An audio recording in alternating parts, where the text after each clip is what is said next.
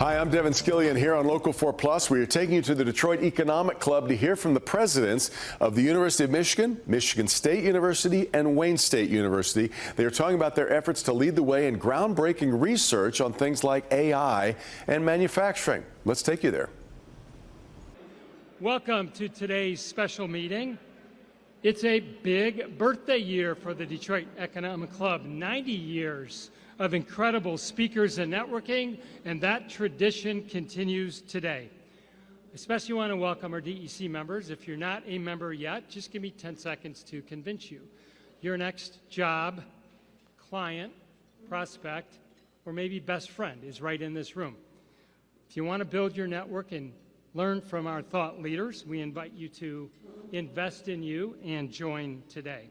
And you can do that right on our website, econclub.org. In fact, if you want to sign up today, we'll sweeten the pot. On your way out, stop by our registration, and we will give you a free event ticket you can use all the way through the end of the year. As we get started, I would ask you just take a moment and silence your cell phones.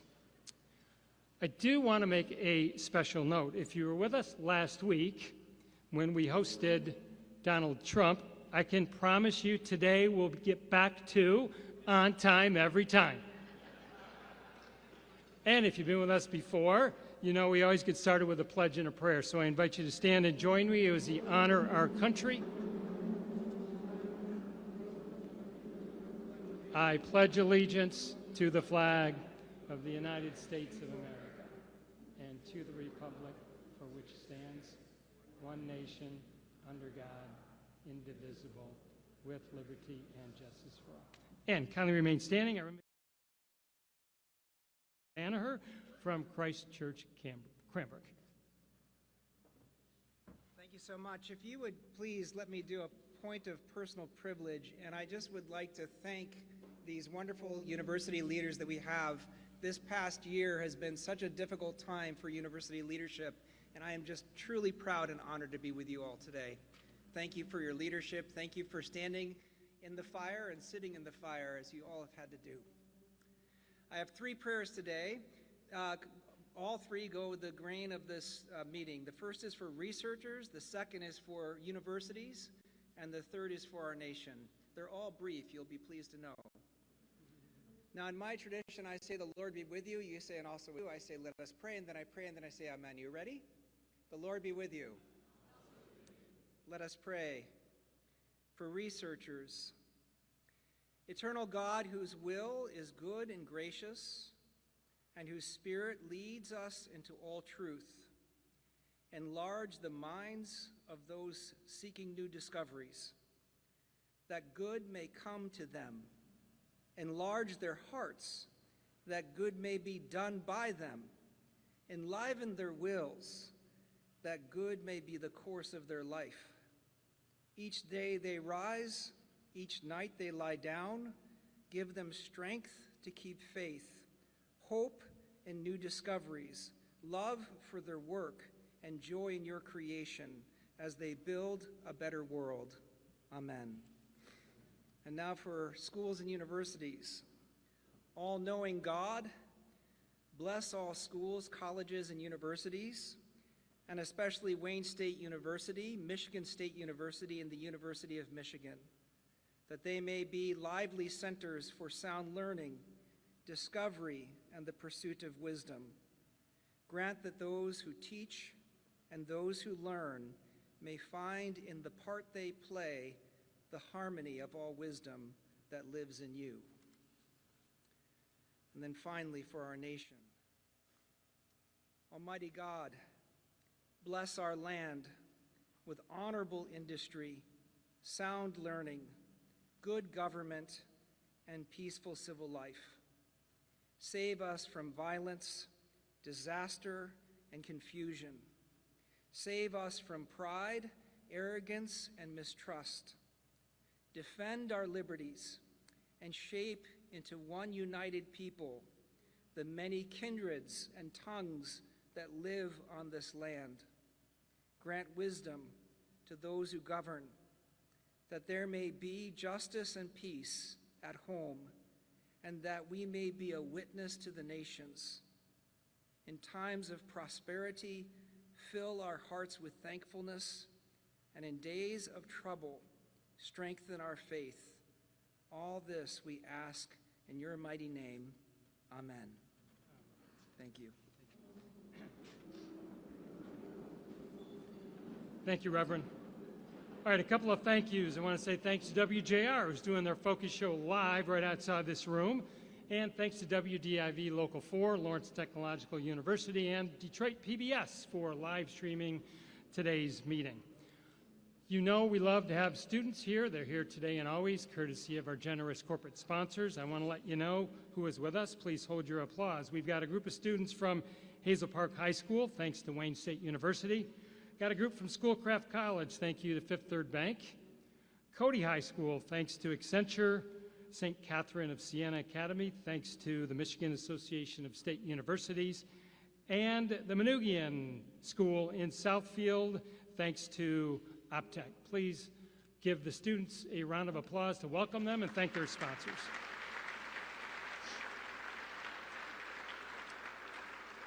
Super quick, couple things on your table. Always want to comment on our corporate sponsors and partners. We would not be here if it wasn't for their generosity and support. Thank you if you're part of that group. If you'd like to join that group, there's amazing benefits. Would love to talk to you about that. Also on your table, season lineup. Okay, October's been super busy so far, and we've got a couple more to go. Next Tuesday, October 22nd, we host Liz Cheney and John Carl. So get your tickets before that one sells out. Tons more on our website, tons more to come. All right, I mentioned 90 years of speakers that tell the history of our great country. Our dear URC presidents, you now join a distinguished list of 23 others who graced our stage on this day, October 15th, and it is a highlight reel. 1951, Harlan Hatcher, the U of M president. 1974, this date, Clifton Wharton, the Michigan State president. And of course, October is political season. So 1976, then Democratic candidate Jimmy Carter was at the DEC.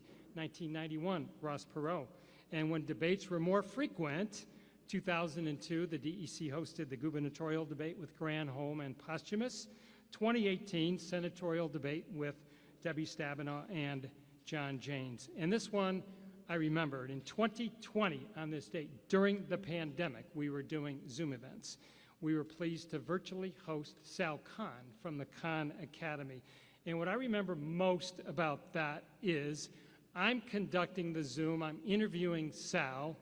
Now picture this, the fire alarm goes off in our office. And we pause, we look at each other, and Sal says, well, geez, Steve, if I see you sweating too much because of the heat, maybe we can reschedule this for some other time. Thanks a lot, Sal. So that was great, but we're pleased to add you all today as our 24th through 26th speakers in DEC history. Congratulations, and thanks for being with us.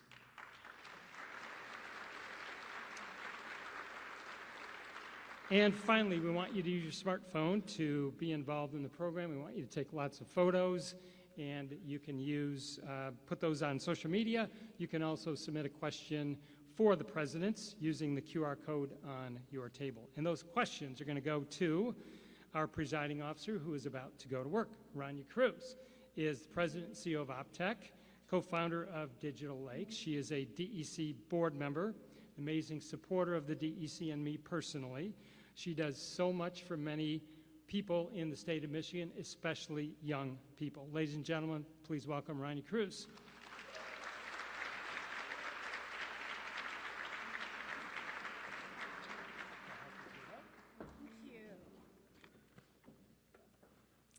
Thank you, Steve, and good afternoon, DEC members and guests. It is my distinct honor to introduce today's guest. Dr. Kimberly Andrews Aspey is the 13th president of Wayne State University. She is the first woman to serve in this role in the institution's history. President Aspey previously served as provost and senior vice president for academic affairs at the University of Texas at San Antonio. President Apsey received her undergraduate degree in psychology from Rice University and her MA and PhD in clinical neuropsychology from the University of Houston.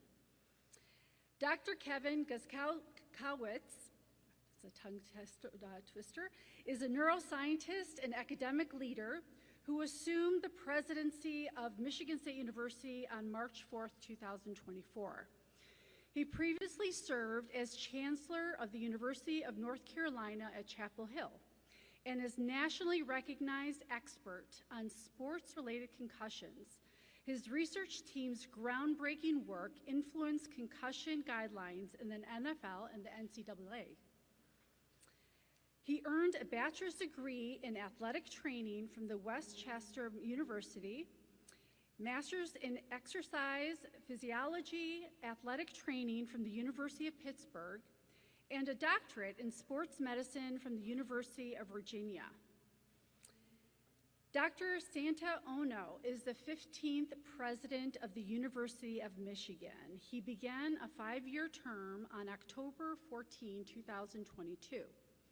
At the University of Michigan, he is a professor of ophthalmology and visual sciences and microbiology and immunology in the medical school and molecular and cellular and developmental biology in the College of Literature, Sciences, and the Arts. He joined University of Michigan from the University of British Columbia, where he served as president and vice chancellor.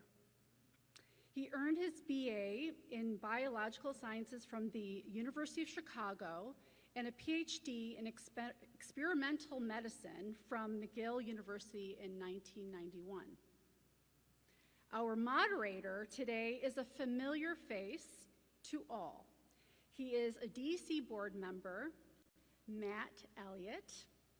Please give a warm welcome. Detroit Edison Club welcome the President Apsey, President Guskowitz, and President Ono and Matt Elliott to the stage.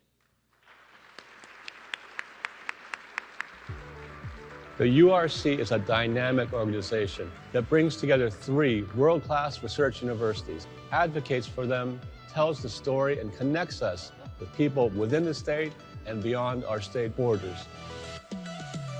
The URC is the driving force behind Michigan's talent pipeline, research, innovation, and services. It's all about collaboration, taking these 3 great universities that bring unique talent and expertise to the table. But imagine what we can do when we work together to solve some of the world's greatest challenges.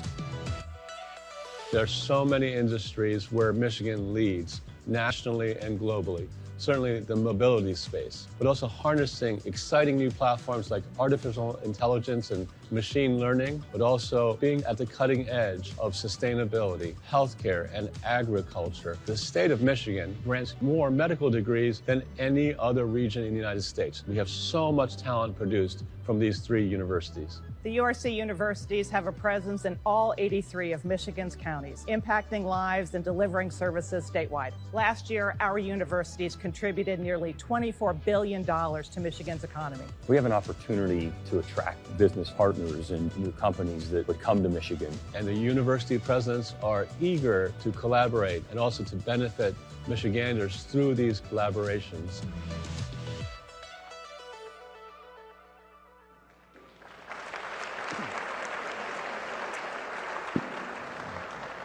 Well, Rania, thank you for that great introduction, and I'll add my welcome to the Detroit Economic Club, Presidents Ono, Espy, and Guskowitz. Thank you for being here. I think it's a testament to AI that we were able to triangulate all 3 of your calendars to get you in one place at one time at the same time. We're really glad to be able to talk today about the University Research Corridor and how important it is to the state and, frankly, the world. To prep for today, I did a little bit of research, and I came across a study from the Walton Foundation that really talks about research universities being a superpower in the United States economically, because they prepare and create human capital. They drive a lot of the basic research that gets done in this country, a lot of which becomes commercialized, and then they also anchor the places that they're located. And you organizations certainly do those things very, very well. And we're at a unique moment right now with all 3 of the organizations, plus what's going on in the world and in the state. We've got tremendous economic challenges, or at least dynamism, I should say. We have lots of technological change that's going on, as well as some demographic challenges here in the state. So, I'll just go right down the list here. If we can start with you, Kevin. Talk a little bit about how you see the University Research Corridor helping drive the state's economy forward, and what maybe MSU is doing as part of that. Great. Well, first of all, Matt, thanks for doing this today, and it's great to be here. We've got to be a talent magnet, I like to say, to be a talent activator, and that means collectively these three great Research One universities. We bring incredible talent, unique talent on each of our campuses with world-class faculty and researchers, and collectively the impact that we will have is going to be much greater than that of the sort of sum of the individual parts. And I think that we've identified some key areas around AI, sustainability, advanced manufacturing, life sciences, and we bring expertise around this. And we now have to take it to the next level. We had a wonderful meeting just about 2 months ago, and we're going to reimagine what the URC will be in the future, and how we'll help to drive the economy of Michigan and the region here, and in some of these areas, advanced manufacturing being one of those I'm most excited about, and the health sciences with some of the incredible partnerships that we have at Michigan State with Henry Ford Health and other parts of the state over in Grand Rapids with Corwell Health. So a lot of opportunity, but we're going to do this together as a partnership. That's great.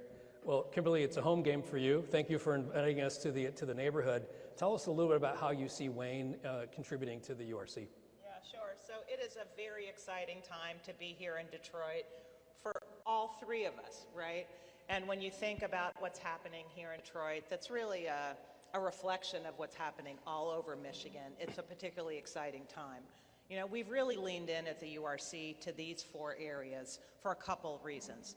First of all, it takes advantage of Michigan's natural assets, whether it's the natural resources that Michigan is so blessed, whether it's the people of Michigan, the innovators, the creators who have been such a part of our story here, but it's also about the future. When you think about AI and how it's going to transform not only what we're doing today, but tomorrow in ways that we can't envision, this is what the URC is about. And it is about research and economic development in our faculty, but it's also about our students. Because each of us, if you add us up together in rough numbers, it's about 125,000 students each year at our institutions who are joining the workforce, primarily at Wayne State. 8 out of every 10 stay here in Michigan. But we also attract folks, right? And so it's growing Michigan together that really matters. Santa, what's your perspective?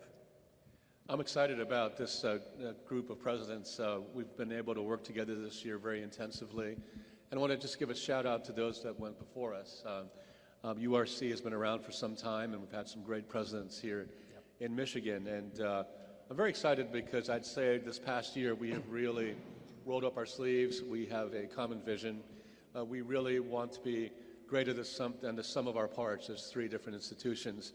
We all believe that we have a responsibility to the welfare of this city and this state, and we have focus, we have vision, and we have commitment. We're going to spend a lot of time to make sure that we bring together the researchers and the students so that they can learn from each other, collaborate between institutions, between disciplines, and that's what we owe the citizens of Michigan, to create intellectual property, to create spin-off companies, to ensure that they stay here in Michigan so that we create jobs, and also that we are a magnet for other companies that will want to move towards the talent that we produce. You really raise a great point about driving and being responsible to the state of Michigan. But what's also interesting is that you all three came from different places in North America. I mean, you came from Vancouver by way of Cincinnati, you're from Texas, and you came from North Carolina. Sticking with you, Santa, tell us a little bit about how you view Michigan relative to the other places that you have worked and served, and how you see maybe some strengths and some weaknesses here in the state. I would say that they're very different places, Cincinnati and Vancouver and Michigan. Of the three places, I would say in terms of the volume of research, by far, Michigan has the most, as you heard. It's a national leader, global leader in research because of all three of the institutions. So in terms of fundamental, innovation, creativity, output, and also the size of the talent pool that we create. Michigan is far superior than those other places, as much as I love them. And Kim is also from Cincinnati, so it's not a knock on those places. Totally okay to pick on Ohio in this room. But I'll tell you that what's happening here is we have everything that's needed to hypercharge what we do in terms of the innovation economy. So the base is here, the intellectual firepower is here, we're coming together, and we owe it to Michiganders to do so. Yeah, well, that's really great. Kimberly, you came here from San Antonio, right? Did. And one of the things that makes Wayne so unique is it's an urban serving institution. So talk to us a little bit about what that means for you and how you see that driving us forward. I will, and to pick up on the things that Santa was saying, one of the things that's similar in some ways between Texas and Michigan is that the universities occupy their own space. And by together, when you put them together, they can do something greater than each of those sum of those parts. You're right, Wayne State is the urban serving institution. We're a public research institution who's committed to our community. We're in the city, we work for the city, but the way we do it is by linking arms and co-creating that future. But when you add together the R1, the land grant, and together, you can do different things. One of the things we did in Texas quite a bit, which is what we're doing at the URC, is leveraging those individual strengths, bringing them together around common problems. You may lead one big center and we're the partners. You may do the other and then we're the partners. And then Wayne State leads some of these too, right?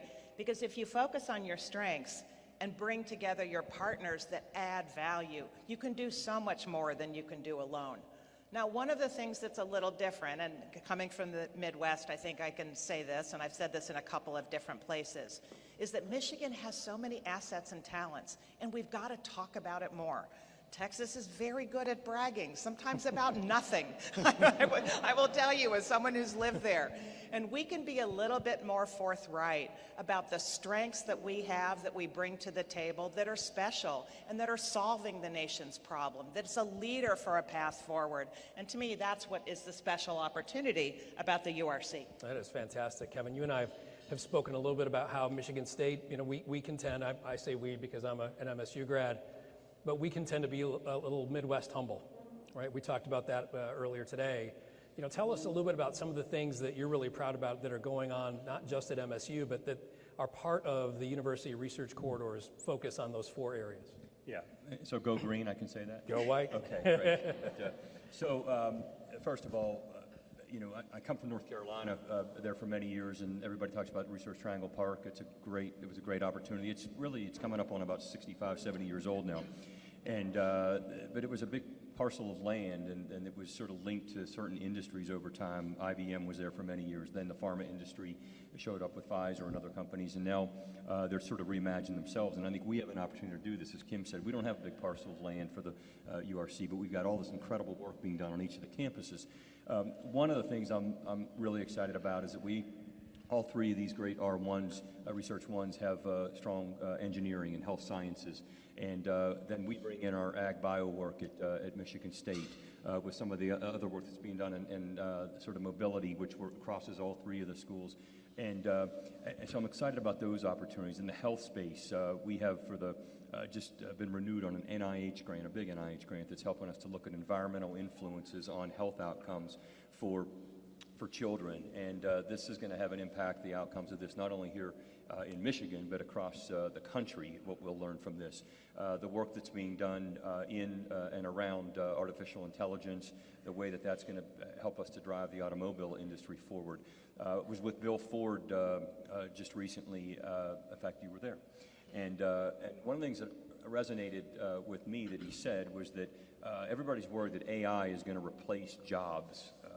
And I liked his point on this. He said, no, we are responsible, the universities, and he looked at me and he said, Michigan State, we're counting on you and Michigan and Wayne State to retool the workforce. It shouldn't be replacing jobs and careers, but we have to retool and reimagine what is needed. We are going to help solve those challenges around AI, and again, I could go on, but I think the work we're doing around mobility and with the automobile industry, I know that he's counting on us, and the other car manufacturers here in the Detroit area are certainly counting on us. Yeah, we're all counting on that because that's going to be critical for the state's future and certainly the city's future. Let's pivot a little bit. You know, the Reverend talked about during his invocation the fact that, you know, we have had the university presidents, all three of you have had to answer some really difficult challenges these days about what's going on in the world and really having to strike the right balance between free speech and civility in some cases, which is a very, very difficult thing to do. And all three of you have had maybe a different set of circumstances to deal with. You know, President Ono, I'll start with you. You know, tell us how you've, as someone who's been has to deal with that day to day, tell us how that calculus works for the University of Michigan. Before I answer that question, and I will answer the question, I want to start off by just saying that beyond the URC, for us to thrive as an economy, we need the entire ecosystem. And there's a lot of people in this room, a lot of schools. Ora Pescovitz with Oakland University is here. There are community colleges, and we are one part of the system.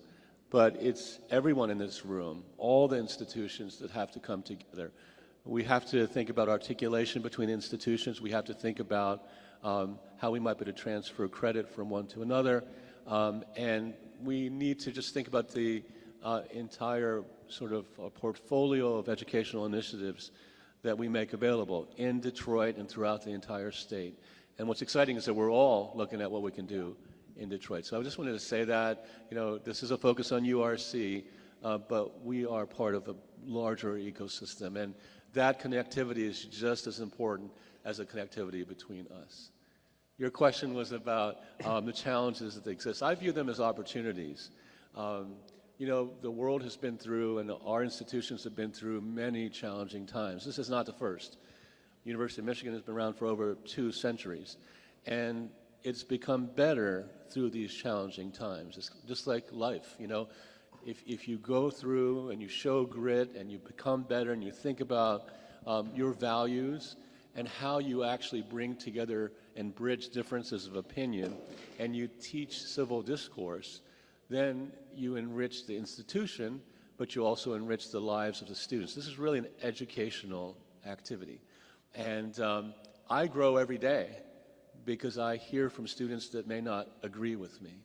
And so it's not the kind of answer you wanted, but I think the onus is on all of us to take these challenging moments, to sometimes step backwards and think, what can we do as an educational institution differently to take this challenging moment and make it an opportunity? Because those students, whatever they believe, are going to leave, and they're going to remember what happened. And so hopefully that answers your question. And for that reason, the last thing I'll say is this is the year of democracy, civic empowerment, and global engagement at the institution. We're all doing everything we can to create new spaces to have those difficult conversations. And if there's anything we owe our students, it is an opportunity to take a situation like this and create and innovate new ways of teaching so that it come away and be citizens for our democracy. I think that's really well said. I think, if I remember correctly, this is the year when over half of the world's population votes for their leaders. And so it's really important for us to be, you know, collectively, to be able to have a civil discussion around the future of the organization or of the nation. You mentioned ecosystem. Let's talk a little bit about the Detroit ecosystem and the ecosystem that is rapidly being built here. And Kimberly, I'll ask you to start us off because really a lot of the renaissance of Detroit started in Midtown, started around Wayne State. So if you can give us a little bit of color from your perspective about how you see the three of you working together as Detroit's ecosystem continues to evolve and expand. Yeah, you are so right about Midtown being the kind of seed and kernel that has grown into something truly remarkable. And it's so nice to see that happening neighborhood after neighborhood after neighborhood in Detroit. And each of us are contributing to that exact dynamism. You know, for Wayne State in particular, we do have the benefit of being in the heart of Midtown and to being here since 1868, right? And where I see the opportunities is really about linking the great ideas that come from our faculty, from our students, because it's really our students who carry that future. It's typically our students who take what they're learning in the classroom and put in the sweat equity to develop a startup. It's our students who can, quite frankly, live on ramen while they're trying to earn money, right, to get that startup to go, right? And so when I think about the opportunity for us, it's how do we be intentional about spawning those ideas into entities that then can accelerate and thrive. And each of us brings somewhat of a different lens. For us at Wayne State, for example, we work with our faculty and have a robust technology commercialization and support arm. But we also have a community-based approach in our tech town that works with community-based businesses. Some mom and pop who have an idea for a barbershop or a new restaurant. So when we think about economic development, each of those strategies needs to come together because 60% of new businesses are small business, right? And so it's, especially for this audience, you know that, it's important to be spawning and supporting those businesses as well. But the neat thing is, between the three of us, we really play at different parts and can contribute to Detroit and to continue for it to thrive and hum. Yeah, and let's drill into that a little bit. And by the way, Ned and his team at Techtown are amazing. Indeed, some of my colleagues are right over there. I'll give them a shout out. We're glad they're here. Kevin, let's talk a little bit about some investments you're making just next door, in the Fisher Building and also the partnership with Henry Ford. Tell us a little bit about what we can expect from that and how you see that helping to support the ecosystem here in Detroit. Yeah, so again, if you think about, going back to your question, and I'll get to this one, but 1860 to about 1920, what happened in Detroit? I mean, it was about innovation. It was, the revolution that took place in this region. I mean, it was sort of the hub, if you think about us as a nation. And so we want to be sure that we stay true to that, that every institution has a, has a role for this region. The Henry Ford Health MSU Health Sciences partnership is going to be a game changer for us. We've been, looking for, ways in which we can produce more healthcare providers across the state. And so we have two medical colleges on our campus: Osteopathic Medicine, College of Human Medicine, a nursing school that's on the rise and moving. We put more nurses out graduated last year than just about any other institution in the Midwest. And so that partnership with Henry Ford is going to be important. We've got the Fisher Building, which Michigan State University owns, and it's going to provide a lot of opportunity with that Henry Ford partnership. And the new about 360,000 square foot research building that's going to allow us to advance our research and clinical work in neurofibromatosis, a rare disease that Nick Gilbert sadly passed away. I mean, the Gilbert Family Foundation is passionate about this work. The work we're going to do in cancer, as being designated as a cancer research center, National Cancer Research Center, it's going to be great for the region. It's going to be, in terms of advancing the research, will be a game changer. But we're also doing work in other areas. We have our MSU Apple Developer Academy, which is over on the other side of town, but which we're looking to bring probably closer over to that region. This is about retooling the workforce in a way that through a partnership with Apple, and this is we're I think in third or fourth year that it's going great. So many different ways in which we want to have a presence here. We want to be sure that Spartan flag is hanging not just off the Fisher Building, but in other parts of the region here. And if you haven't had a chance, check out our community music school, which is also, we have an outstanding College of Music at Michigan State, and it's going to continue to have an even greater presence here. I want to put a pin in the health sciences education piece of this. So every year, these three organizations produce about 2,500 healthcare graduates, from doctors to nurses, you name it. That is more than any other cluster in the nation by like 1,000. So this is a real huge powerhouse in terms of creating human capital in health sciences. Let's continue the thought about ecosystem. So as I was driving over here, I drove by the site of your new innovation center that's part of the District Detroit. And so maybe you can talk a little bit about how you see that working. I mean, the University of Michigan is well known for tech transfer, for commercializing technology. So how do you see that working here in the city of Detroit? Well, I'm going to start a little bit earlier than that. I'm very excited about the University of Michigan Center for Innovation in Detroit. It's true, it's coming out of the ground.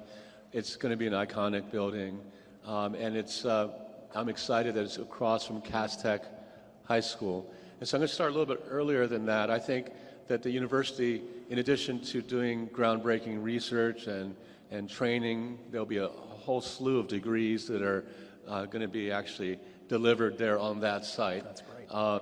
And we have plans beyond that initial investment, as you probably know. But I want to start a little bit earlier. I talked about the importance of Cass Tech, but we also have, as another part of our investment in Detroit, a significant investment in what used to be Mary Grove College. And if you haven't been there, go there. And you can see with the investment of Kresge and the University of Michigan, a complete revitalization of that campus to be part of the ecosystem. To really elevate Detroit and Metro Detroit, we need to, as an institution, through the Marcel Family School of Education, have an impact on education in Detroit. And that's part of our strategy. And so you'll see from prenatal to kindergarten, K through 12, our own students and faculty actually on that campus. That's our commitment to the ecosystem. It's not just the research and the graduate education that are going to be at the University of Michigan Center for Innovation in Detroit. The UMCI, we're excited about it because we are already embedded in the community. Our inaugural director, Scott Shireman, who's right there, who we recruited from Coursera. Let's hear it for Scott. Has been very busy connecting with all the businesses in the region. We're working with business leaders of Michigan.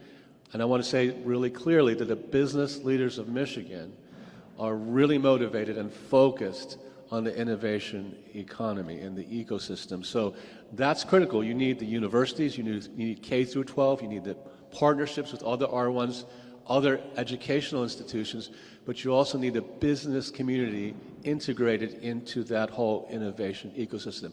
And what's amazing is that everyone is at the table now. That is fantastic. So you are in front of a business group. So last question for both of you. We never leave a call, we never leave a meeting without homework. That's one of the rules in business. So you've given us some homework, which is to help partner and to help drive innovation. Kimberly, what would you give this group in terms of homework? Yeah, well, I would say one thing we could maybe do a little bit better, or that's an opportunity for us in the near-term future. When you think about the innovation ecosystem, small businesses go through a very predictable path. They have an idea, you need to incubate them, oftentimes that's what's called the valley of death, and then you accelerate their growth. I think there are opportunities for our city to be a little bit more intentional about how we think about that pathway. That looks different in a life science company than it might in a company using AI. And harnessing us as well as the state, I think we can think about how do we tailor some of our supports and have incubators versus accelerators and the whole network to be able to grow that to a greater degree. So I would charge everyone to think a little bit about that and how do we marshal our resources to be a little bit more intentional and a little bit more organized now that we have us all working together. That is fantastic. Kevin, we've got 1 minute left. Yep. So great question. And some of you have heard me say this before, but our students right now are graduating in 2024, 2025, but they're going to be retiring from their careers around the year 2074 or 2075, retiring. Think about that. What jobs and careers are going to exist then? What are the workforce needs of today and tomorrow that we as university leaders need to be preparing those graduates for? A recent article in Forbes suggested that employers are firing Gen Z employees, new employees, very rapidly because they lack some of the soft skills that are necessary. We have to prepare them with the soft skills and the hard skills, whether it's in AI, machine learning, whatever that may be, changes in the healthcare industry, the banking industry. So I'm proud I announced at my investiture 2 weeks ago we're going to start a Green and White Council, and Matt, thank you because you're going to be joining me on that. That's going to help us go out to business leaders, out to industry leaders, different sectors, healthcare, banking, finance, automobile industry, to help us better understand what we're missing. What is it that we can be doing better to prepare that workforce for those careers and those jobs? So I'm excited that we'll be, and I know I speak for my colleagues, that they're up for this. It's our responsibility to do this. 5 seconds. For all of you out there, whether you're a student or you're a business, for this to work, you need to feel completely comfortable. Don't be shy. There's a big welcome mat in front of the URC. We welcome you. We want to partner with you. At Mackinac Island, there was a couple of CEOs of major companies said, Santa, you can really help us. Not me, but the university, because you have all this technology, and we need a competitive advantage. So my encouragement to all of you, don't be shy. Look to us. Look to the URC. We can be your competitive advantage. And with that, Michigan will rise. Hear, hear. Awesome. Thank you very much.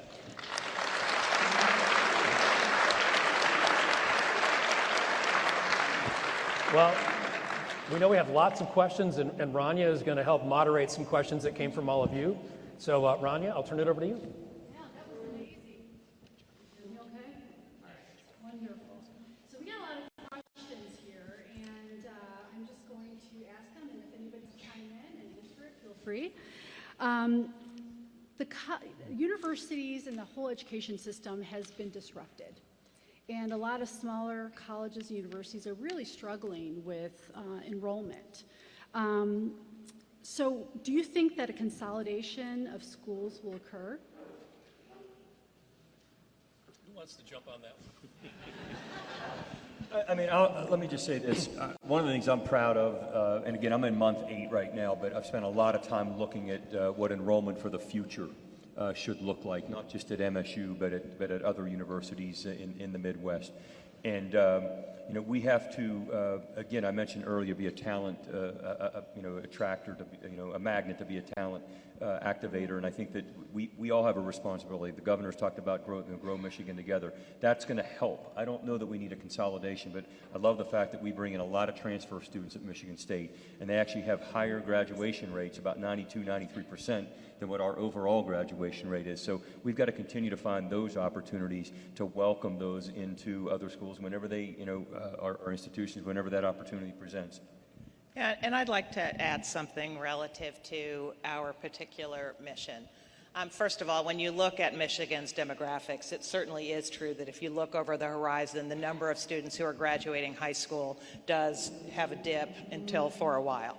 But if at the same time you look at the number of students who stopped out, who started college and didn't finish, there's a whole heck of a lot of those.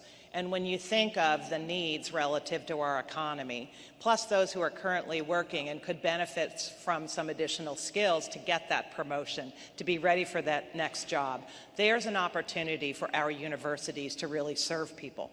Universities have been around for 1,000 years. Why is that? I mean, that's longer than most institutions, save a couple of churches probably. They do that because they continuously reinvent themselves. So one of the things from the pandemic has taught us that we can do things a little differently. We can meet students where they are, regardless of what their other obligations are. I like to say we can make it so they can fit school around life, rather than life being their school like it is when you're 18. And I think the pandemic has really shown us that we can do that. And by listening to your point with that welcome mat, I think we can do that even more. So I don't look at this as a zero-sum game, but rather let's open up the aperture and welcome different folks who haven't always participated in higher education. I talked about Marygrove College and the fact that it actually closed because of enrollment decreases. And it's full of life again. And so you can view it as consolidation, or you can view it as evolution. It is thriving now, and it's beautiful that it's thriving now.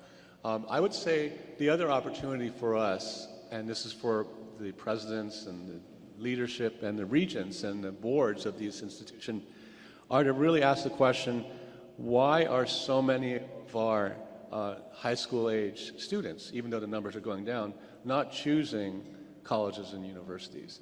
What does that mean? And how might we consider changing so we're viewed as a place that they want to go? And that in a greater scheme, what can we do so that the American public understands the significance and the relevance of what we teach in our institutions. I think if we do that through listening and through innovating, you'll find many of the people not choosing universities, choosing universities. And I can tell you that if you look at our Flint campus, where enrollment was going down for several years, over the past 2 years, enrollment has gone up sharply, especially this past year. It's because the leadership and the faculty, that community really sat down and thought, what is it that the students want to study? And they made some tough decisions, supported by the regents, to really focus on programs that people wanted to study. And that has resulted in an enrollment upturn. And so we've got to do that kind of thing more often. Okay, we have a lot of questions here, so I would love to hear from all of you. Very brief response, if you will, please.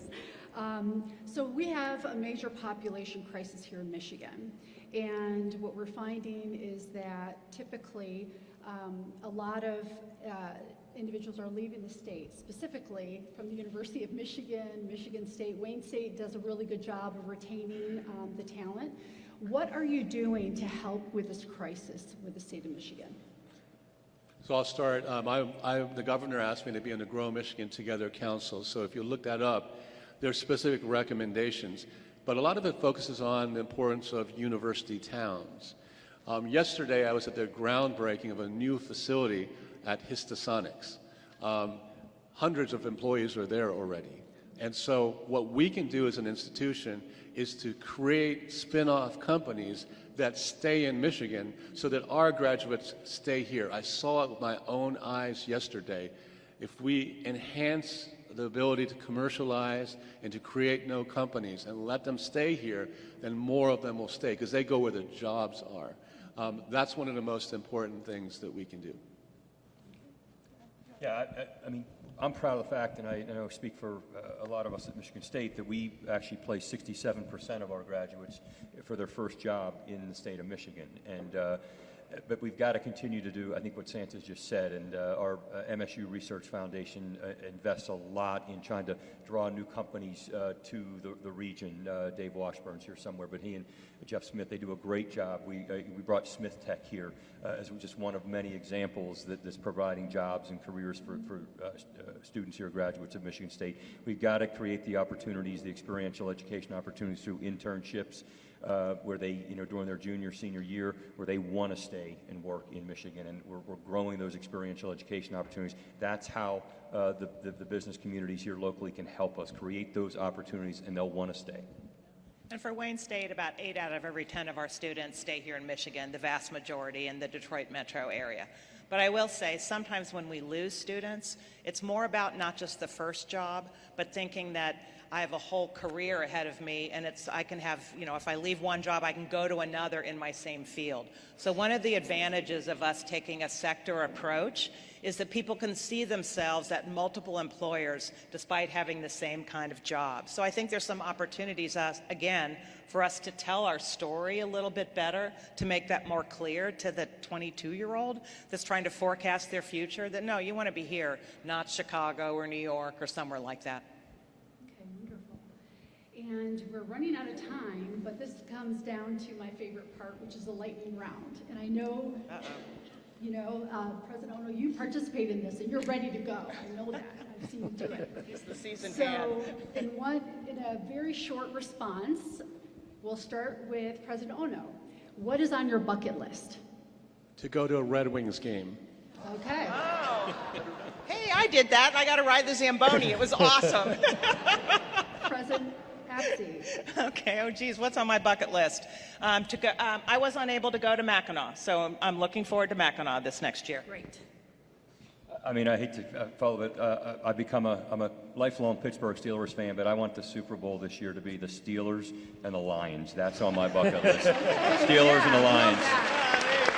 Okay. All right, we'll start on this end with Kevin. I wish I was better at. Oh boy. At managing my calendar, because I want to see so many people, and there's only so many hours in a day, so. All right, Kimberly? Oh boy, let's see. I wish I was more athletically talented. My team teases me all the time because I make fun of throwing and things like that. So I wish I had more skill that way. I wish I was a better Christian.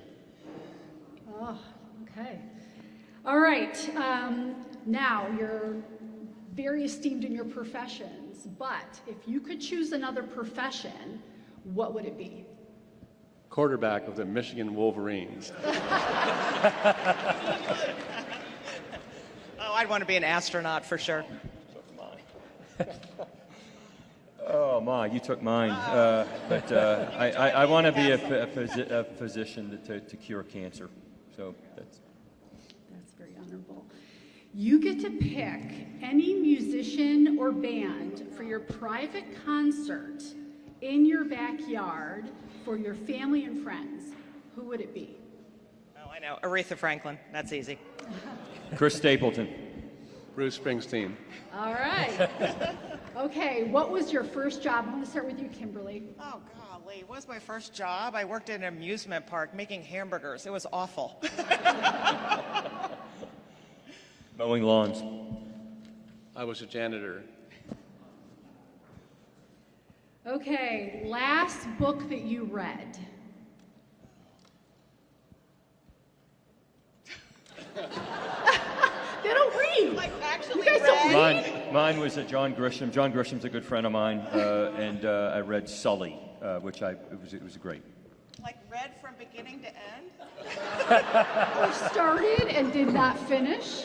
Oh, God, you go. I can hear you say. I have Hillary Rodham Clinton's new biography. Okay. Golly, You know, we could skip yeah, skip you. me. You're allowed. I'm having to brain skip. freeze. That's all You good. got me on that one.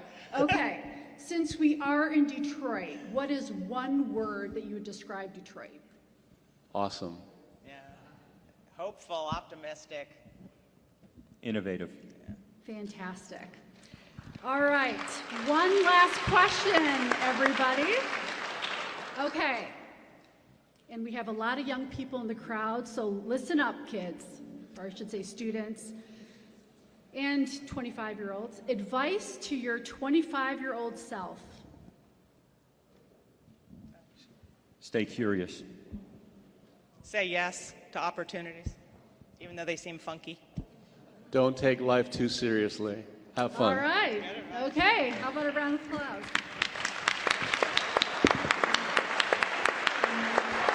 All right, we're going to be on time. Steve is coming up next.